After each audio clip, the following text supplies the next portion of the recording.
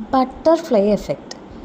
അതായത് ബ്രസീലിൽ ഒരു പൂമ്പാറ്റ ചിറകടിക്കുമ്പോൾ അങ്ങ് ടെക്സസിൽ ഒരു ടൊർണാഡോ ഉണ്ടാവാൻ സാധ്യത ഉണ്ടെന്ന് ഒരു എഡ്വേർഡ് സയൻറ്റിസ്റ്റിന് തോന്നിയെന്നാണ് ഈ എഫക്റ്റ് ഉണ്ടായത്.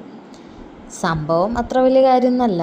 നമ്മൾ ചെയ്യുന്ന ചിലപ്പോൾ ചെറിയ ചെറിയ കാര്യങ്ങളായിരിക്കും വലിയ വലിയ മാറ്റങ്ങൾ സൃഷ്ടിക്കാൻ സാധിക്കുക.